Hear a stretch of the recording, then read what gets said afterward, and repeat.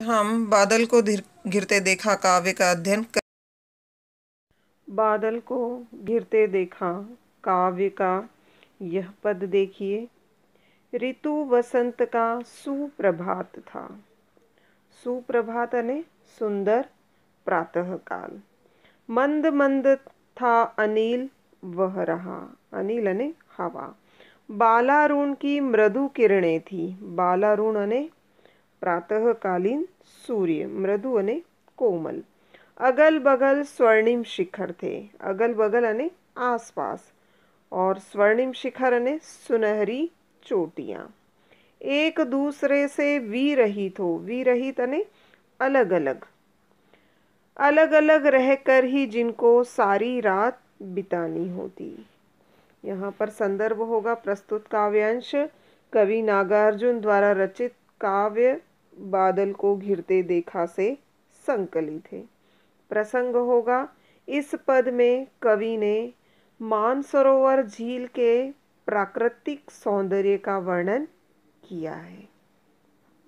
आप इस तरह से भी बता सकते हो कि इस पद में कवि ने बर्फ से ढके हुए शिखरों के बीच स्थित मानसरोवर झील के प्राकृतिक सौंदर्य का वर्णन किया है।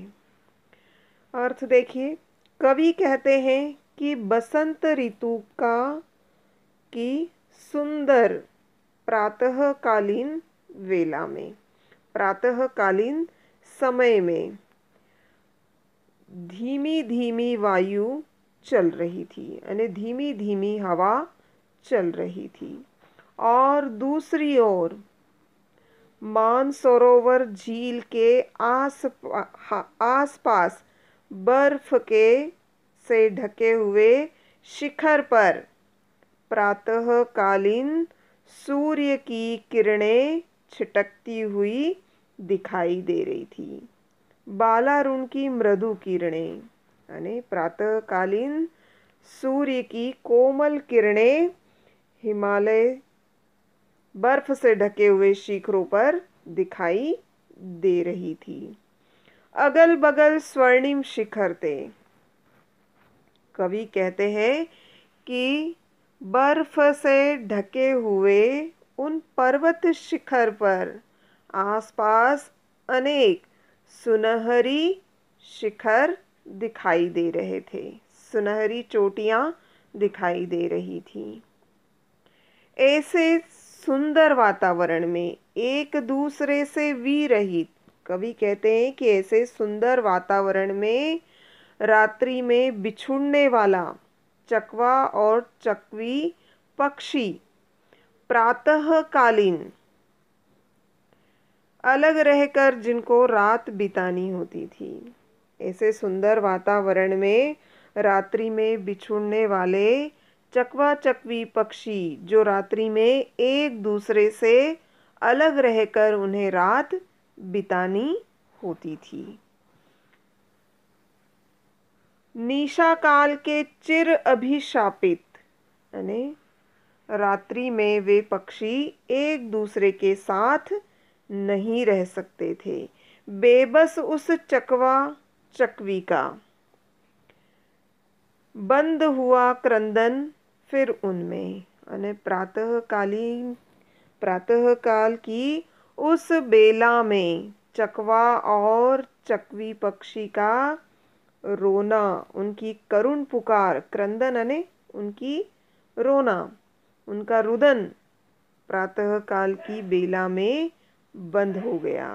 फिर उनमें उस महान सरोवर के तीरे, यानी फिर वे उस महान सरोवर यानी उस मानसरोवर झील के किनारे हरी हरी हरी दरी पर यानी हरियाली से भरी हुई शेवाल, शेवाल यानी काई, हरियाली से भरी हुई काई पर प्रणय कलह छिड़ते देखा है। यानी शेवाल से युक्त भूमि पर वे प्रेम क्रीड़ा में मग्न थे, अर्थात वे एक दूसरे के साथ खेल रहे थे।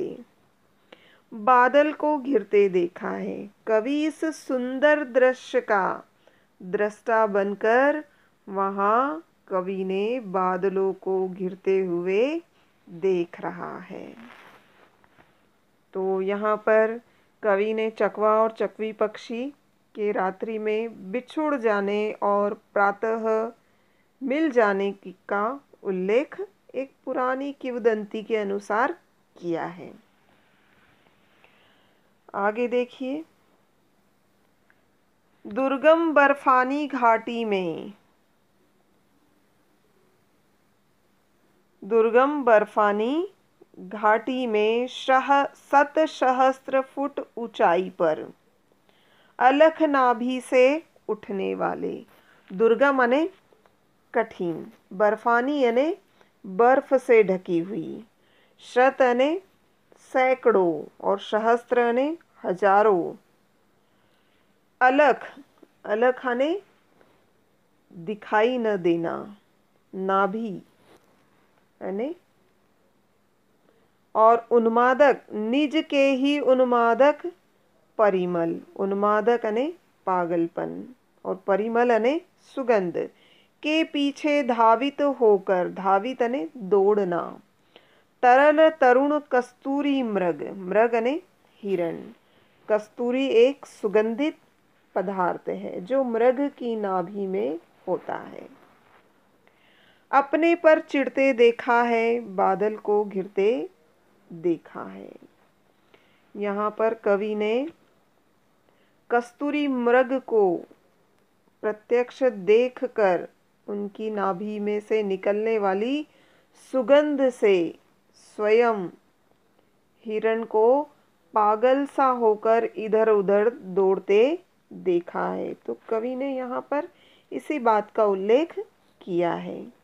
कवि कहते हैं कि दुर्गम पहाड़ी घाटी में, यानी दुर्गम यानी जहाँ पहुँचना कठिन होता है, यानी हिमालय में सैकड़ों और हजारों फीट की ऊंचाई पर जहाँ पहुँचा नहीं जा सकता, दुर्गम और बर्फ से ढकी रहने वाली घाटियाँ हैं। और कवि कहते हैं कि इन घाटियों में अपनी नाभि से, अलख नाभि से उठने वाले, यानी इन घाटियों में अपनी नाभि से निकलने वाली कस्तूरी की गंध से निज के ही उन्मादक, यानी अपनी नाभि से निकलने वाले कस्तूरी नामक पदार्थ से मत वाले होकर, अर्थात पागल होकर इधर उधर भागते हैं, के पीछे धावित होकर, यानी इधर उधर भागते हैं। कौन भागते हैं? तरल तरुण कस्तूरी मृग को, यानी कस्तूरी मृग यानी हिरण।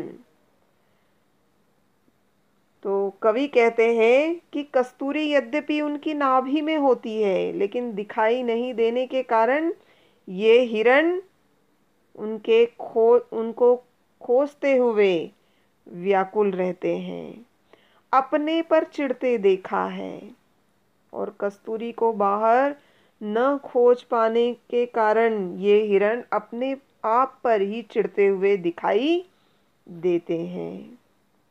बादल को घिरते देखा है। कवि कहते हैं ऊपर से घिरे हुए बादल इस दृश्य को और भी मनमोहक बना देते हैं। तो यहाँ पर कवि ने कस्तूरी मृग से संबंधित बात कही है। तो आगे देखिए, कहाँ गया धनपति कुबेर वह, धनपति यानी धन का स्वामी, अलका कुबेर वह, कहाँ गई वह अलका, अलका यानी कुबेर की राजधानी, जहाँ पर कुबेर ने शासन किया था। नहीं ठिकाना कालिदास के व्योम प्रवाही गंगा जल का, व्योम यानी आकाश, प्रवाह यानी बहने वाले। ढूंढा बहुत परंतु लगा क्या, मेघदूत का पता कहीं पर कौन बताए वह छायामय, छायामय यानी छाया करने वाला। व्योम प्रवाही यानी आकाश में बहने वाला। और मेघदूत यानी कालिदास की रचना। तो यहाँ पर कवि ने कालिदास के नायकों का उल्लेख किया है। यहाँ पर कवि ने पौराणिक कथाओं के माध्यम से कालिदास के नायकों और कैलाश मानसरोवर के आसपास उन स्थलों को खोजने का प्रयास किया है। कहाँ गया धनपति कुबेर वह। कवि कहते हैं कि पुरानी कथाओं में वर्णित स्वर्ग अर्थात धन के स्वामी कुबेर और उनकी राजधानी अलकापुरी यानी कालिदास के द्वारा वर्णित काव्य में नहीं ठिकाना कालिदास के व्योम प्रवाही गंगा जल का। कवि कहते हैं कि कालिदास के द्वारा अपने काव्य में गंगा की धारा का वर्णन मिलता है, लेकिन कवि को वहाँ न तो धनपति कुबेर मिले और न ही अलकापुरी का वहाँ कोई स्थल दिखाई दिया। बहुत ढूंढा परंतु लगा क्या। लेखक कवि ने वहाँ पर इन स्थलों को देखने का बहुत प्रयास किया, लेकिन उन्हें कोई भी ऐसा स्थल नहीं दिखा। मेघदूत का पता कहीं पर। कालिदास कवि के द्वारा रचित मेघदूत नामक काव्य का यक्ष का भी उन्हें कहीं दिखाई नहीं दिया। कौन बताए वह छायामय। कवि कहते हैं कि उनके बारे में कौन बताए। बरस पड़ा होगा न यहीं पर, जाने दो वह कवि कल्पित था। कवि आगे विचार करते हैं कि वह बादल हिमालय पर यहीं कहीं बरस पड़ा होगा। जिन बादलों का उल्लेख कवि कालिदास ने अपनी काव्य रचना मेघदूत में उल्लेख किया था, वे बादल कहीं भी उस तरह का हिमालय और बादल कहीं भी यहाँ दिखाई नहीं दे रहे हैं। तो कवि विचार करते हैं कि वह बादल हिमालय पर यहीं कहीं बरस पड़ा होगा। जाने दो वह कवि कल्पित था। हो सकता है कि वह केवल कवि कालिदास की कल्पना से ही जन्मे हो। मैंने तो भीषण जाड़ों में नभ चुंबी कैलाश शीर्ष पर। नभ चुंबी यानी आकाश को छूने वाले। तो कवि कहते हैं कि मैंने तो यहाँ पर भयंकर शीत में, भीषण जाड़ों में यानी भयंकर ठंड में आकाश को छूने वाली हिमालय की चोटियों पर महामेघ को झंझानील, झंझानील यानी आंधी तूफान, आंधी तूफान, महामेघ यानी बादलों का विशाल आकार। कवि कहते हैं कि मैंने तो यहाँ पर भयंकर शीत में आकाश को छूने वाली हिमालय की चोटियों पर भयंकर आंधी और विशाल काले काले मेघों को गरज गरज भिड़ते देखा है। काले काले बादलों को आपस में भिड़ना ने टकराना, आपस में टकराते हुए देखा है। बादल को घिरते देखा है और कवि ने यहीं पर बादलों को घिरते हुए देखा है। आगे देखिए। शत शत निर्झर निर्झरणी कल, मुखरित देवदारू कानन में। शत शत ने सैकड़ों और निर्झर ने निर्झरणी यानी झरने। मुखरित देवदारू, देवदारू, देवदारू एक वृक्ष का नाम है। और कानन अने वन शोणित धवल भोज पत्रों से, शोणित अने लाल, धवल अने सफेद, और भोजपत्र अने हिमालय में उगने वाले एक वृक्ष के पत्ते। छाई हुई कुटी के भीतर, कुटी यानी झोपड़ी, रंग बिरंगे और सुगंधित फूलों के कुंतल को साजे। कुंतल यानी कानों में पहने जाने वाला। इंद्र नील की माला डाले। अब यहाँ पर कवि ने पर्वत श्रृंखला में बनी हुई भोजपत्रों की कुटियां, हिमालय में उगने वाले एक वृक्ष के पत्तों की कुटिया में निवास करने वाले यहाँ के लोगों का वर्णन किया है। यहाँ पर रहने वाले लोगों के जनजीवन का वर्णन किया है। शत शत निर्झर निर्झरणी, कवि कहते हैं कि हिमालय पर्वत की ऊंचाइयों पर लगे देवदारू वृक्ष वनों में सैकड़ों छोटे बड़े झरने बह रहे हैं। हिमालय पर्वत की ऊंचाइयों पर लगे हुए देवदारू के वृक्ष और अनेक छोटे बड़े झरने बह रहे हैं। मुखरित देवदारू कानन में, यानी इस वन में देवदारू के वृक्ष दिखाई दे रहे हैं। शोणित धवल भोज पत्रों से, और यहाँ पर भोजपत्रों से बनाई हुई झोपड़ियाँ दिखाई दे रही हैं, जहाँ पर इन झोपड़ी में युवक और युवतियाँ रहते हैं। रंग बिरंगे सुगंधित फूलों से कुंतल को साजे। यहाँ के जो युवक और युवती हैं, उन्होंने सुंदर अंगों पर अनेक रंगों की सुगंधित फूलों की मालाएं सुशोभित हो रही हैं। उन्होंने अपने बालों को फूलों से सजा रखा है। इंद्र नीलमणि की माला डाले। उन्होंने कानों में नील कमल के कुंडल धारण किए हुए हैं।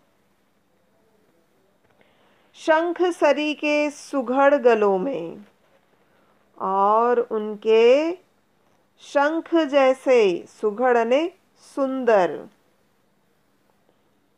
सुघड़ ने सुंदर, उनके शंख जैसे सुंदर गलों में नीलमणि की मालाएं डली हुई हैं। कानों में कुवलय लटकाए, और कानों में उन्होंने नील कमल के कुंडल धारण करे हुए हैं। शतदल लाल कमल वेणी में, शतदल ने कई सारे, सैकड़ों, तो उन्होंने कई सारे फूल, लाल कमल के फूलों की वेड़ियां गुथी हुई हैं। रजत रचित मणि खचित कलामय, रजत रचित अने चांदी से बनी हुई, और मणि अने नग, है ना, रत्न, चांदी से बनी हुई, और नग, जिन पर नग जड़े हुए, कलामय अने अत्यंत सुंदर। कवि कहते हैं कि उन लोगों ने चांदी से बने हुए और रत्नों से जड़े हुए सुंदर कलात्मक पान पात्र बनाए हुए हैं, और द्राक्षासव पूरित, और उसमें द्राक्षासव ने अंगूर की बनी हुई मदिरा या अंगूर की बनी हुई शराब। यहाँ पर कवि ने बताया है कि यहाँ के गांव के साधारण निवासियों में मदिरा पान करने की परंपरा है। रखे सामने अपने अपने लोहित चंदन की त्रिपदी पर, लोहित ने लाल। उन्होंने अपने सामने लाल चंदन से निर्मित तीपाइयों पर, त्रिपदी है ने, तीपाइयों पर मदिरा के पान पात्र सजाए हुए हैं और जो चांदी, रत्न जड़ित चांदी से निर्मित है। और वह कैसे हैं? कलात्मक हैं, कलामय यानी कलात्मक हैं।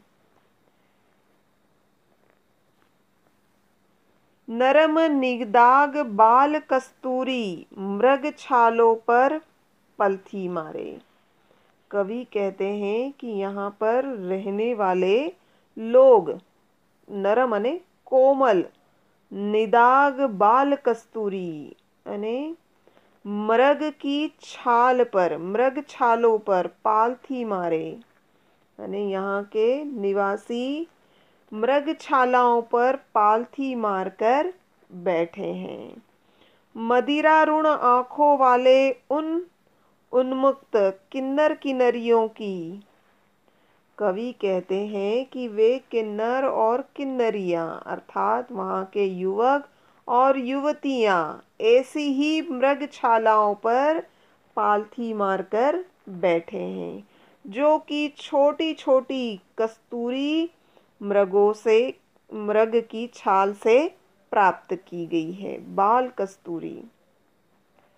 कवि आगे बताते हैं कि मदिरारुण आंखों वाले यानी मदिरा पान करने से उनकी आंखें मृदुर मनोरम अंगुलियों को, उन्मुग्ध किन्नर किन्नरियों की यानी मदिरा पान करने से उन किन्नर और किन्नरियों की आंखें लाल हो गई हैं, मृदुल मनोरम उंगलियों को, और उन्होंने अपनी सुंदर और कोमल उंगलियों से बंसी की मधुर ध्वनि छोड़ दी है, बंसी पर फिरते देखा है। उन्होंने अपनी सुंदर और कोमल उंगलियों को मधुर बंसी पर मधुर ध्वनि छेड़ते देखा है, बादल को घिरते देखा है। कवि कहते हैं कि यह दृश्य अत्यंत आकर्षक और मनोहारी होता है जब बादल वहाँ घिरते हुए दिखाई देते हैं। तो यहाँ पर हिमालय की जो प्राकृतिक छटा है, जो प्राकृतिक सौंदर्य है, उसका वर्णन कवि ने यहाँ पर किया है। साथ ही कवि ने वहाँ पर बसने वाले लोगों के जीवन का वर्णन किया है और साथ ही उन्होंने मदिरा पान के दृश्य का भी उल्लेख किया है। तो यहाँ पर भयंकर शीत में, बर्फ में रहने वाले लोगों की परंपरागत जीवन शैली का सुंदर चित्रण किया है। कवि का जो वर्णन है वह सहज वर्णन है। ठीक है, बहुत बहुत